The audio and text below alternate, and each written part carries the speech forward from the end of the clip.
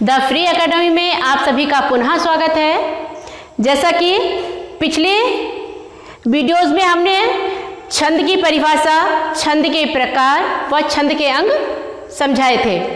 आशा है आप सभी ने देखी होगी, वीडियो पसंद आई होगी, आप सभी उससे लाभान्वित हुए होंगे। और छंद के अगली कड़ी में हम बताते हैं कि वार्णिक छंद किसे कहते हैं। चूँकि छंद कितने प्रकार के होते हैं, छंद के कितने अंग हैं, ये सभी आप जान चुके हैं। छंद को हम कैसे पहचानते हैं, या वार्णिक छंद में वर्णों की गिनती कैसे होती है, या मात्रिक छंद में मात्राओं की गिनती कैसे होती है, ये सब बता चुके हैं। एक बार फिर से देख लीजिए कि वर्णों में ये सूत्र है या माता राज भान सलगा। मात्राओं का क्रम भी समझाया जा चुका है। छंद के अंतर्गत मात्राएं कैसे लगेंगी, या वर्ण के अंतर्गत वार्णिक छंद पर हम पहचान कैसे होगी, तो उसके लिए जान लीजिए ह्रस्व वर्ण अ ई उ री को की कु क्री संयुक्त व्यंजन का आधा त अर्थात अर्ध वर्ण की कोई गिनती नहीं होती है, उसे नहीं गिना जाता है। संयुक्त अक्षर का अंतिम वर्ण या साथ वाला वर्ण भी लघु होगा, इसे हम दीर्घ नहीं गिनेंगे। जिस वर्ण पर चंद्र बिंदी होगी, ये चंद्र बिंदी वाला वर्ण भी लघु गिना जाएगा। दीर्घ वर्ण में दीर्घ अ ई उ री का की कु क्री रामम। रामम में अर्ध स्वर की गिनती नहीं होती है वर्ण की, तो अर्ध वर्ण जो है अपने पूर्व वाले वर्ण को दीर्घ कर देता है। क्योंकि हम रामम का उच्चारण करेंगे तो ह्रस्व मां की ध्वनि इस मां के साथ आएगी, तो यह ह्रस्व मां की गिनती ना होकर ह्रस्व मां इस मां के साथ गिना जाएगा और इसकी गुरु गिनती होगी। इसी प्रकार चंद्रबिंदी पर जहां लघु होगी, वहीं पर अनुस्वार पर गुरु, अर्थात जिस वर्ण पर अनुस्वार लगा है वह वर्ण गुरु गिना जाएगा, और जिस पर चंद्रबिंदी लगी है वह लघु गिना जाएगा। आधे वर्ण पर कोई मात्रा या कोई गिनती नहीं होगी। आधा वर्ण अपने पूर्व वाले वर्ण के साथ मिलकर उसको दीर्घ बना देता है। अब हम यहाँ जान लेते हैं कि वार्णिक छंद कौन कौन से हैं। तो प्रमुख रूप से जो वार्णिक छंद है उसका वर्णन हम यहाँ करते हैं। सर्वप्रथम मालिनी। मालिनी छंद में 15 वर्ण होते हैं। इसका क्रम क्या होता है हम उदाहरण के माध्यम से समझाएंगे।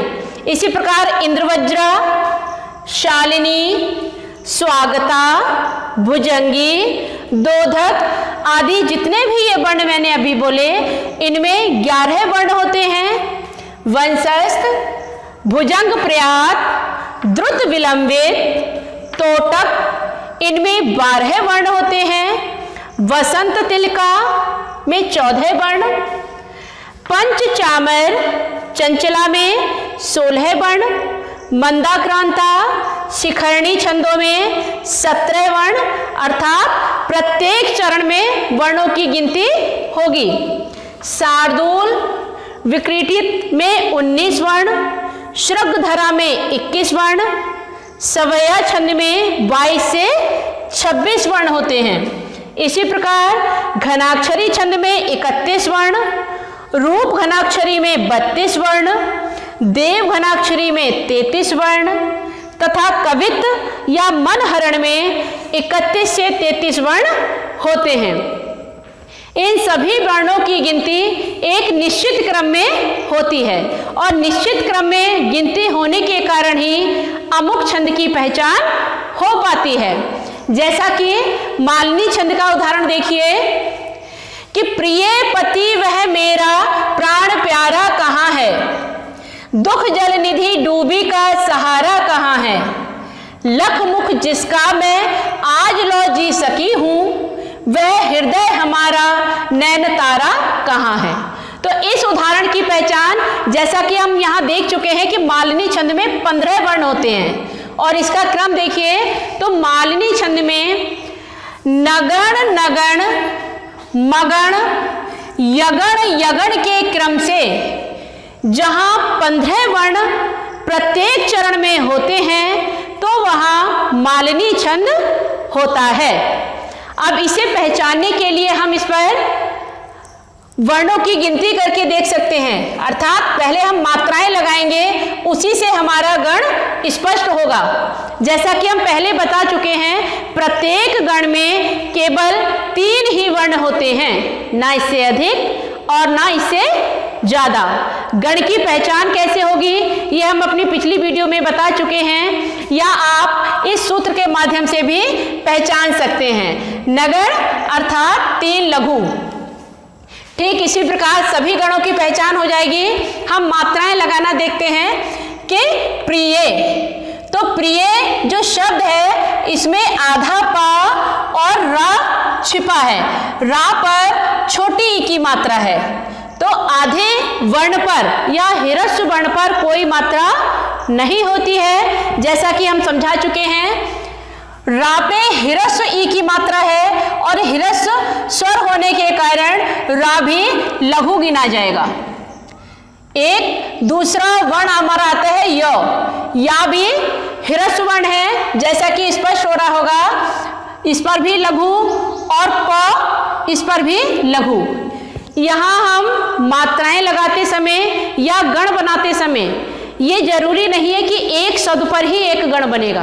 हमें 3 वर्णों का गण बनाना है, वह भले ही एक शब्द में मिले या उसके हम अगले शब्द का भी सहारा ले सकते हैं। चूंकि यहाँ प्रिय में 2 ही वर्ण हैं, इसलिए अगला वर्ण हम पति का प ले लेंगे। इस प्रकार हमारा एक गण 3 वर्णों का बनेगा और इस पर जो मात्राएं आएंगी लघु लघु लघु के क्रम से नगण होगा।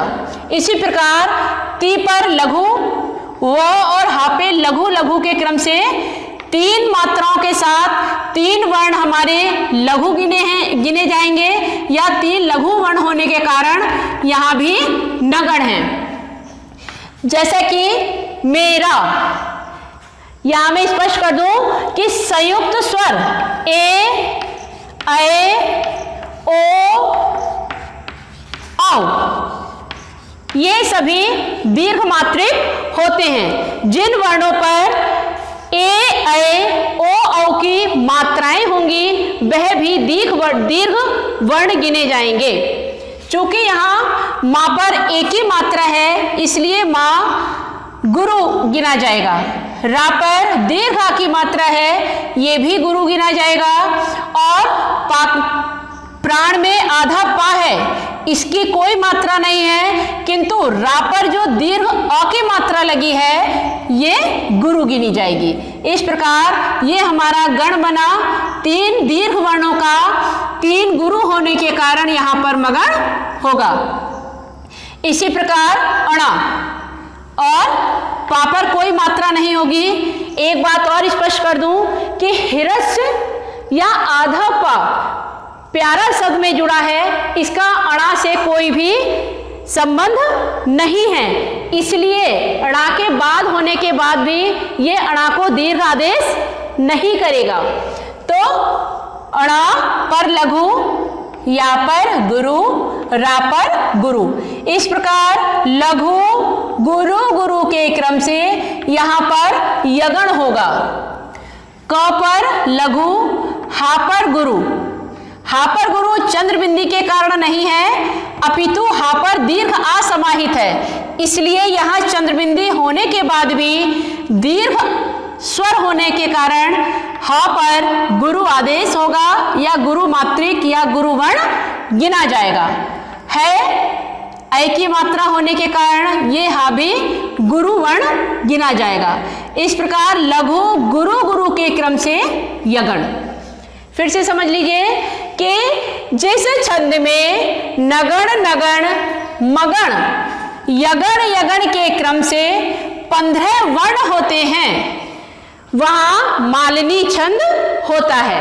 आप वर्ण भी गिन सकते हैं, जितने मात्रा यहां लगी हैं उतने ही वर्ण हुए, 3 6, 3 9, 12 और 3 15। इस प्रकार आप प्रत्येक पंक्ति पर मात्राएं लगाकर, गण बनाकर इसको सीख सकते हैं। मात्राएं लगाने का और गण बनाने का सबसे सरल तरीका यही है, प्रत्येक 3 अक्षर पर आप मात्राएं लगाते जाएंगे और 3 वर्णों का ही एक गण होता है। कौन सा गण है, इसकी पहचान यहां से आप आसानी से कर सकते हैं। इस प्रकार हमारा वार्णिक छंद का उदाहरण स्पष्ट होता है।